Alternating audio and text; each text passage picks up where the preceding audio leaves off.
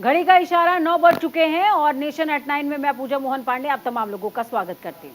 नमस्कार, मैं हूं दीपिका सिंह। एक बार फिर से आपका स्वागत नेशन एट 9 में। इस बुलेटिन में हम आपको तमाम खबरों से रूबरू कराते हैं, चाहे वो खेल जगत से जुड़ी हो, चाहे वो राजनीतिक जगत से जुड़ी हो, आर्थिक खबरों की बात हो। इन तमाम खबरों पर हम विस्तार से चर्चा भी करेंगे, आपको बताएंगे भी। चलिए करेंगे शुरुआत। तो खबरों की शुरुआत होगी प्रधानमंत्री नरेंद्र मोदी की खबर के साथ। पीएम मोदी आज राजस्थान और तेलंगाना के दौरे पर रहने वाले हैं। इस दौरान पीएम मोदी दोनों राज्यों में कई कार्यक्रमों में हिस्सा लेंगे। पीएम मोदी राजस्थान में 2500 करोड़ से अधिक की परियोजनाओं का शिलान्यास और उद्घाटन करने वाले हैं। साथ ही वो बीकानेर जिले के नौरंग देसर में एक जनसभा को संबोधित करेंगे। तो वहीं पीएम मोदी तेलंगाना के वारंगल जिले में 6100 करोड़ की विकास परियोजनाओं की आधारशिला रखेंगे। कार्यक्रमों में भाग लेने से पहले मोदी जिले के प्रसिद्ध भद्रकाली मंदिर जाएंगे और एक जनसभा को संबोधित करेंगे। आपको बता दें कि इस साल तेलंगाना के पीएम मोदी की ये तीसरी यात्रा होगी। इससे पहले उन्होंने जनवरी और अप्रैल में भी तेलंगाना का दौरा किया था। पीएम मोदी तेलंगाना में 500 करोड़ रुपए से ज्यादा की लागत से विकास होने वाली रेलवे वैगन विनिर्माण इकाई काजीपेट की आधारशिला रखेंगे। अगली खबर तेलंगाना से है, जहां आज पीएम मोदी के कार्यक्रम में सीएम केसीआर को आधिकारिक तौर पर आमंत्रित किया गया है, लेकिन तेलंगाना के सीएम केसीआर प्रधानमंत्री के कार्यक्रम में शामिल नहीं होंगे। बीआरएस के नेता केंद्र को तेलंगाना को एक कोच फैक्ट्री आवंटित करने की मांग कर रहे थे, लेकिन पीएम मोदी एक वैगन विनिर्माण इकाई की आधारशिला रखने जा रहे हैं। इसी को लेकर बीआरएस नेताओं ने पहले ही चिंता जाहिर की थी। ये पहली बार नहीं है कि केसीआर पीएम मोदी के कार्यक्रमों में शामिल नहीं होंगे। पिछली बार भी 8 अप्रैल को जब केसीआर ने एयरपोर्ट पर पीएम मोदी का स्वागत नहीं किया था, प्रोटोकॉल का पालन करते हुए मुख्यमंत्री केसीआर को आमंत्रित किया गया था, लेकिन केसीआर ने पीएम मोदी के आगमन पर बेगमपेट हवाई अड्डे पर उनका स्वागत नहीं किया था। खबरों में बात करेंगे गुजरात की, जहां गुजरात हाईकोर्ट ने मोदी सरनेम वाले मानहानि मामले में राहुल गांधी को निचली अदालत से दोषी ठहराए जाने के फैसले को बरकरार रखा है। राहुल गांधी को लेकर 7 जुलाई को आए फैसले के बाद कांग्रेस नेता अभिषेक मनु सिंघवी ने प्रेस कॉन्फ्रेंस की। अभिषेक मनु सिंघवी राहुल गांधी के वकील भी हैं। कांग्रेस नेता सिंघवी ने कहा कि एक निर्णय आया है, समझता हूं कि निराशाजनक जरूर है, लेकिन अप्रत्याशित नहीं है। हम इस निर्णय का इंतजार 66 दिनों से कर रहे हैं। 66 दिन बाद जब 10:30 बजे फैसला आने की सूचना आई, इसके बाद भी निर्णय नहीं आया और कहा गया कि 2:30 बजे के बाद आएगा। 2:30 बजे के बाद ये अभी इस कमरे में आने से 10 मिनट पहले मिला है। हम भी आपकी तरह इंतजार कर रहे थे। चलिए खबरों में रुख करते हैं पश्चिम बंगाल की ओर, जहां आज पंचायत चुनाव के लिए वोटिंग चल रही है। ग्रामीण इलाकों में रहने वाले 5 करोड़ 67 लाख लोग त्रिस्तरीय पंचायत चुनाव में वोटिंग कर रहे हैं। इसमें जिला परिषद, पंचायत समिति और ग्राम पंचायत शामिल है। 22 जिला परिषदों, 9,730 पंचायत समितियों और 63,229 ग्राम पंचायतों की लगभग 928 सीटों के लिए प्रतिनिधि चुने जाएंगे। बंगाल पंचायत चुनाव के लिए लगभग 5.67 करोड़ मतदाता अपने वोटिंग अधिकार का प्रयोग करेंगे।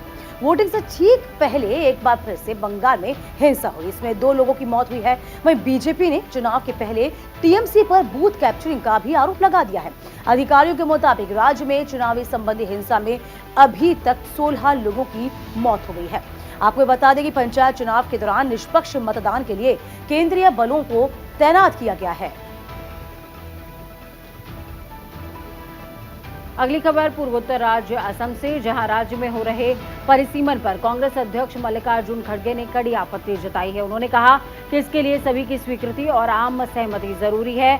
इसको लेकर 11 विपक्षी दलों के नेताओं ने बीते गुरुवार को उनसे मुलाकात की थी।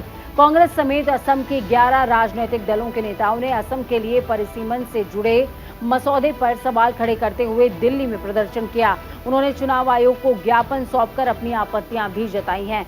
आपको बता दें कि असम के 20 जून को जारी परिसीमन मसौदे में विधानसभा और लोकसभा दोनों के ज्यादातर निर्वाचन क्षेत्रों की भौगोलिक सीमाओं को बदलने और कुछ सीटें खत्म करने की योजना है। विधानसभा की सीटों को 126 और लोकसभा को 14 रखने का प्रस्ताव किया गया है। असम में पिछला परिसीमन 1976 में हुआ था।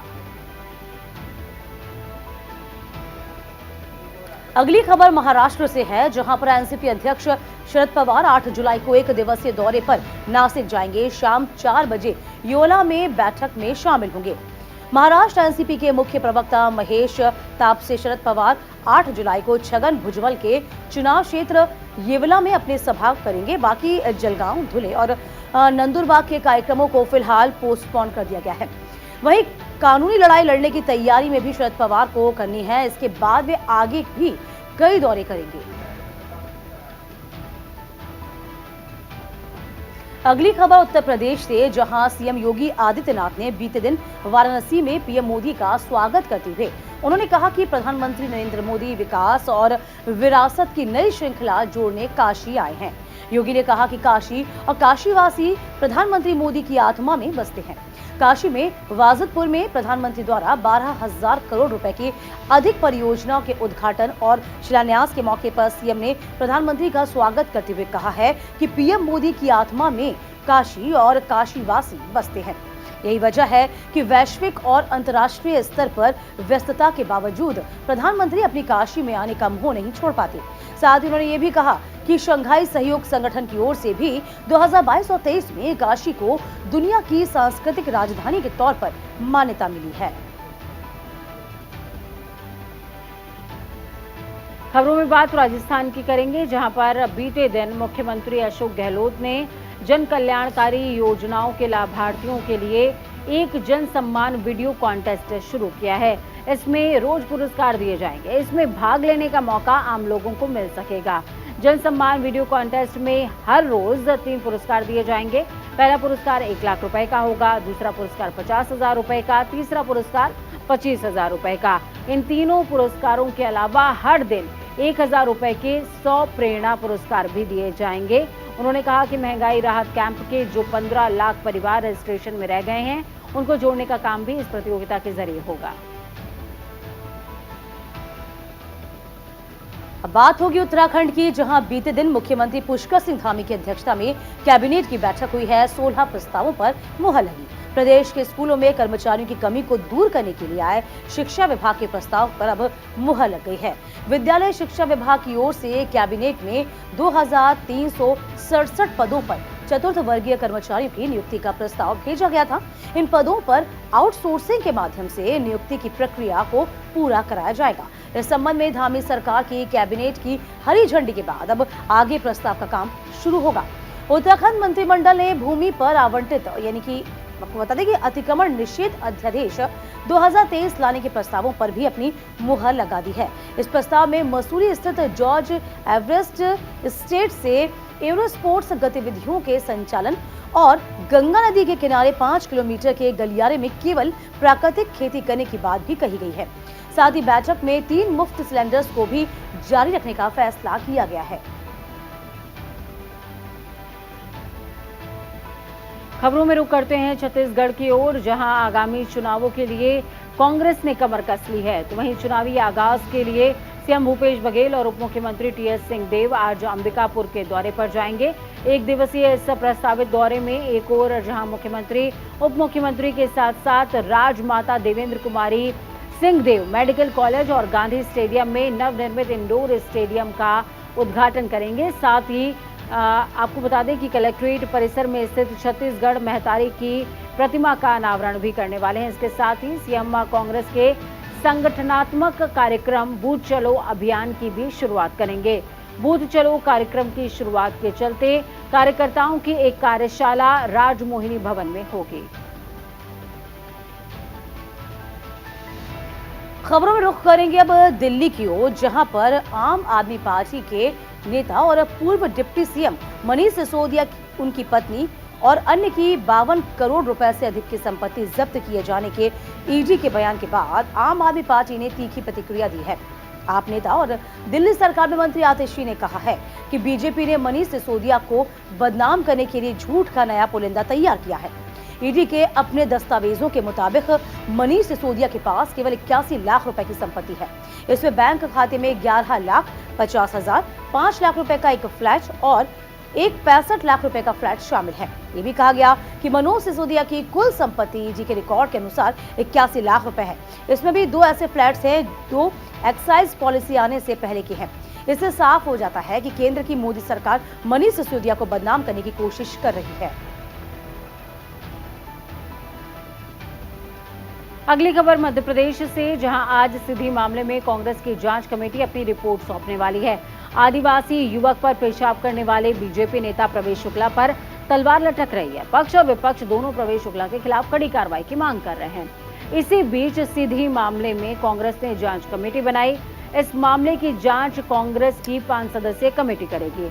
कमेटी में सीधी जिला अध्यक्ष ज्ञानेंद्र प्रताप सिंह को भी शामिल किया गया है। इस कमेटी में कई वरिष्ठ नेता भी शामिल होंगे। ये कमेटी 3 दिन में जांच की रिपोर्ट सौंपेगी। साथ ही जांच दल को रिपोर्ट जमा करने के लिए 8 जुलाई तक का समय दिया गया है।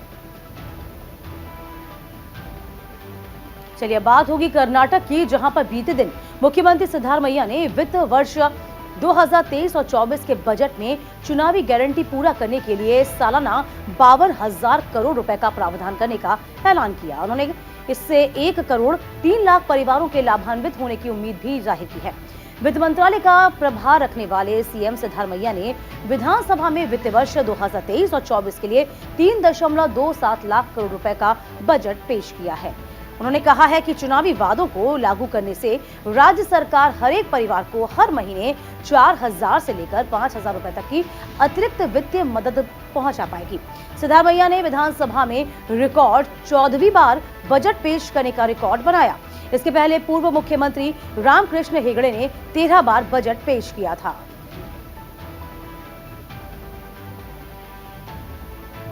अगली खबर पूर्वोत्तर राज्य त्रिपुरा से। त्रिपुरा में 5 विधायकों के निलंबन और सत्तारूढ़ बीजेपी के एक विधायक के सदन में कथित रूप से अश्लील फिल्म देखने के मामले पर चर्चा की अनुमति नहीं दिए जाने पर बीते दिन विधानसभा में जमकर हंगामा हुआ। इस दौरान विपक्षी दलों के सदस्यों ने 2 बार वॉकआउट तक कर दिया। सदन के भीतर कुछ विधायक टेबल पर चढ़कर हंगामा करने लगे। विपक्ष के नेताओं की ओर से सदन में प्रदर्शन किए जाने के बाद अध्यक्ष विश्वबंधु सेन ने 5 विधायकों को 1 दिन के लिए निलंबित कर दिया, जिसके बाद विपक्षी दलों ने सदन से वॉकआउट किया है। विधानसभा अध्यक्ष सेन ने कुछ देर बाद मुख्यमंत्री माणिक साहा के अनुरोध पर विधायकों के निलंबन का आदेश वापस ले लिया। निलंबन समाप्त होने के बाद 5 विधायक सदन में लौट आए, लेकिन जोर दिया कि बीजेपी विधायक के गलत व्यवहार को लेकर उनके खिलाफ कार्रवाई की जाए। अध्यक्ष ने जब इससे इनकार कर दिया तो विपक्षी सदस्य दोबारा से सदन से वॉकआउट कर गए।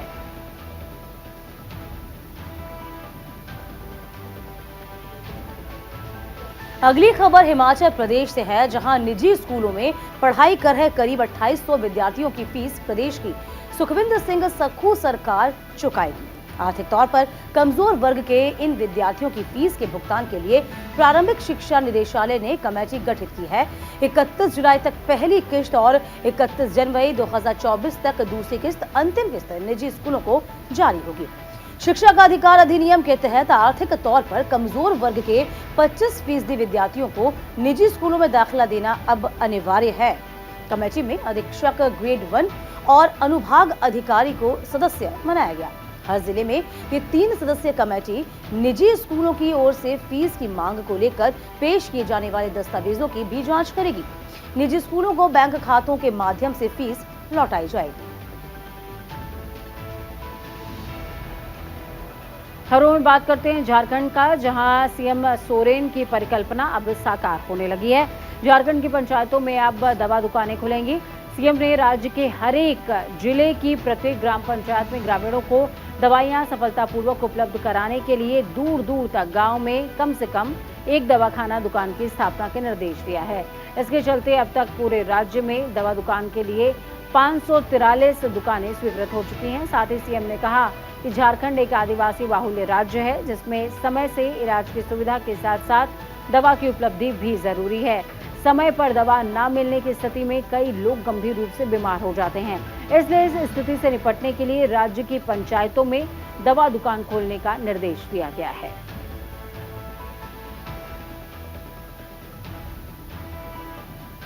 अगली खबर बिहार से है, जहां राज्यसभा सदस्य और पूर्व उप मुख्यमंत्री सुशील मोदी ने बिहार सरकार पर आरोप लगा दिया। सुशील मोदी ने आरोप लगाते हुए कहा है कि बीजेपी के लगातार दबाव बनाने पर राज्य सरकार ने जहरीली शराब से मरने वाले 38 लोगों के आश्रितों को 4-4 लाख रुपए मुआवजे देने का निर्णय लिया, जबकि ऐसे मामले में 500 से ज्यादा गरीबों की जान चली गई थी। वहीं उन्होंने कहा कि जहरीली शराब से मरने वालों में 90% लोग दलित, पिछड़े और आदिवासी परिवारों के थे। पुलिस ने उन्हें डरा धमकाकर ना ही प्राथमिकी दर्ज करानी दी और ना ही शवों का पोस्टमार्टम ही कराया गया।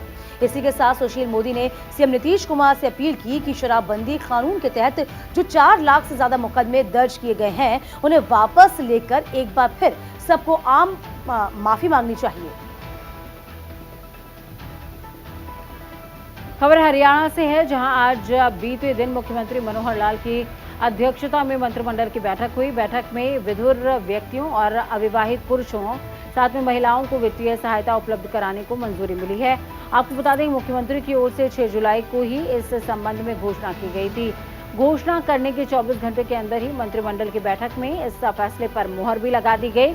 सरकार की इस योजना के तहत सरकार 45 से 60 वर्ष की आयु के कुंवारे पुरुषों और महिलाओं को 2,750 रुपए हर महीने दिया करेगी। ऐसे परिवार जिनकी वार्षिक आय 1,80,000 रुपए से कम है, उनको भी इस योजना का सीधा लाभ मिलेगा। इसके अलावा वो विधुर जिनकी आयु 40 साल हो गई है या उनकी वार्षिक आय 3 लाख रुपए से कम है, वो भी इस योजना के हकदार होंगे। अगली खबर होगी पंजाब से, जहां मुख्यमंत्री भगवंत मान ने मनरेगा के अंतर्गत नोटिफाई की मजदूरी दर को बढ़ा दिया है। अकुशल कृषि श्रमिकों के लिए पंजाब के द्वारा नोटिफाई की दर 381 रुपए करने की मांग हुई है। केंद्रीय ग्रामीण विकास और पंचायती राज मंत्री गिरिराज सिंह को लिखे पत्र में सीएम मान ने इस स्कीम के अंतर्गत मजदूरों के लिए नोटिफाई की दरों में विस्तार करने की मांग की है। उन्होंने कहा है कि पड़ोसी राज्य हरियाणा के लिए 357 रुपए के मुकाबले पंजाब राज्य के 303 रुपए मजदूरी दर नोटिफाई की गई है, जो कि काफी कम है। सीएम भगवंत मान ने कहा है कि दोनों राज्यों की भौगोलिक और आर्थिक स्थितियां एक जैसी ही हैं, लेकिन इसके बावजूद ये अंतर स्कीम की शुरुआत से मौजूद है। उन्होंने ये कहा कि दुर्भाग्यपूर्ण है कि हरियाणा में अकुशल श्रमिकों को पंजाब के मुकाबले एक ही जैसा काम के लिए अधिक अदायगी मिलती है, जो श्रमिकों के साथ सरासर नाइंसाफी है। खबरों में बात मध्य प्रदेश की करेंगे, जहां पर साल के अंत में होने वाले विधानसभा चुनाव से पहले बीजेपी ने अपने चुनाव प्रभारियों के नाम की घोषणा कर दी है। बीजेपी ने 2 केंद्रीय मंत्रियों को मध्य प्रदेश में चुनाव प्रभार और सह प्रभारी की जिम्मेदारी सौंपी है। केंद्रीय पर्यावरण मंत्री भूपेंद्र यादव को चुनावी प्रभारी और केंद्रीय रेल मंत्री अश्विनी वैष्णव को सह चुनाव प्रभारी नियुक्त किया गया है। भूपेंद्र यादव केंद्र में मंत्री हैं। उनके पास पर्यावरण, जंगल और जलवायु परिवर्तन, श्रम एवं रोजगार की जिम्मेदारी है। तो वहीं राज्यसभा सांसद भी हैं। तो वहीं अश्विनी वैष्णव केंद्र में रेल, संचार, इलेक्ट्रॉनिक्स और सूचना प्रौद्योगिकी मंत्रालय की जिम्मेदारी संभालते हैं। भूपेंद्र यादव को संगठन में काम करने का पुराना अनुभव है। ऐसे में मध्य प्रदेश में इस साल होने वाले चुनावों को लेकर उन्हें अहम जिम्मेदारी सौंपी गई है।